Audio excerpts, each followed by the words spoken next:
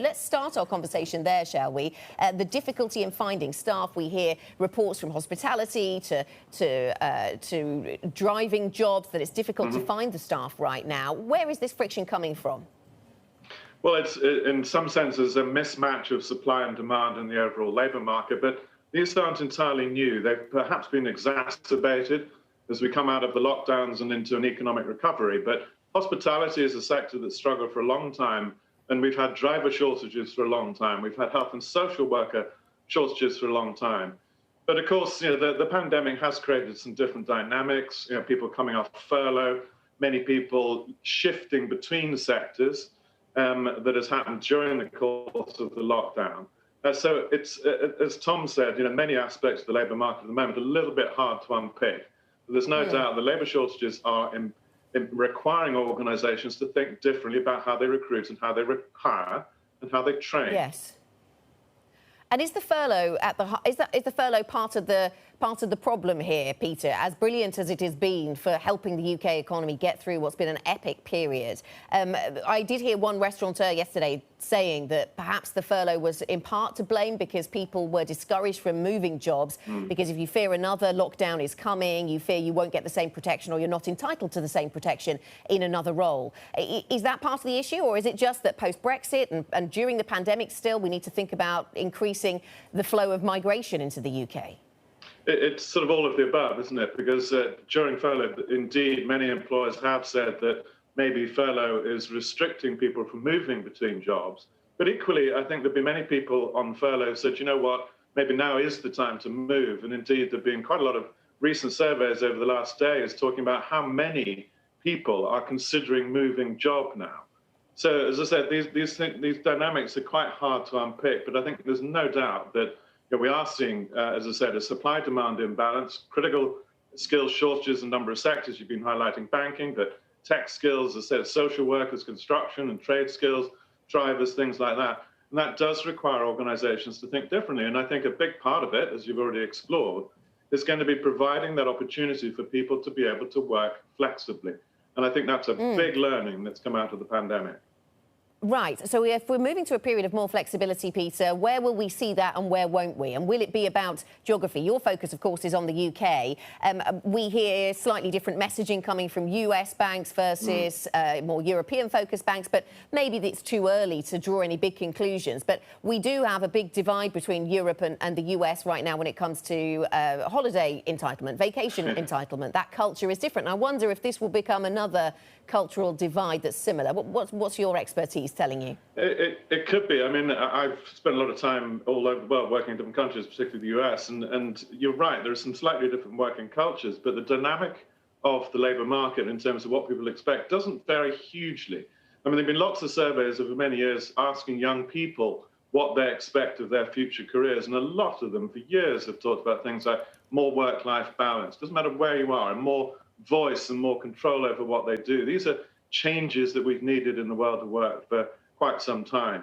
But as I said, I think there's no doubt that the pandemic is acting as a big catalyst, a big stimulus for change on these things. And flexible working is about inclusion as well. It's about opening up your talent supply lines to people who may have different needs, who can't perhaps work full time or have constraints in terms of their working hours. And the other very important point to make in all of this is, whilst we tend to talk so much about these people who've been working from home, in the UK, and I think in most economies, less than half the workforce was working from home because they still needed to be in places of work.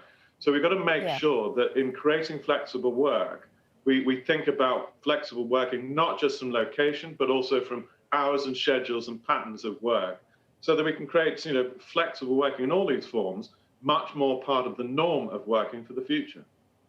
You've talked in the past, Peter, about whether we might move. One element of that flexibility could be 4-day weeks. And I think you were not just talking about more people electing to ask for that, but about maybe moving to that as maybe a more normal assumption. I know that UK government spokespeople in the UK have pushed back and said there's no plan to do that right now. Other politicians in the past have picked up on it. What would that add to the mix?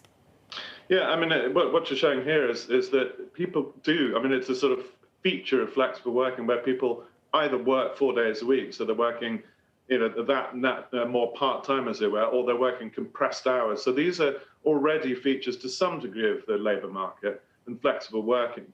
But of course, the bigger debate about so-called 4-day working weeks is where we could really maybe in the future get to a point where, in simple terms, we're producing just as much as we are in 4 days as we would have done in 5 days. In other words, productivity has really improved. Now, my view, and I think a lot of people's view, is if we really harness technology and as it advances in the ways that it is, and we work smarter and not just harder, who knows, maybe that will become possible. And I often go back to people like John Maynard Keynes, the great British economist in the 1930s, said that he thought by now we would be working 15-hour weeks. And yet the pattern of work over recent decades is for many people be increasing stress, increasing workloads, people working more hours to make ends meet, and all those sorts of things. So I think having in mind a future which might allow us to work less intensely, work smarter, would be a good thing. But the other final point I would add, which is so important in this, is if we are to work to a 4-day week, which says that we are paying people what they would have earned in 5 days, then we've got to find ways to distribute wealth that is created from more of this productivity much more evenly across all of our workforces.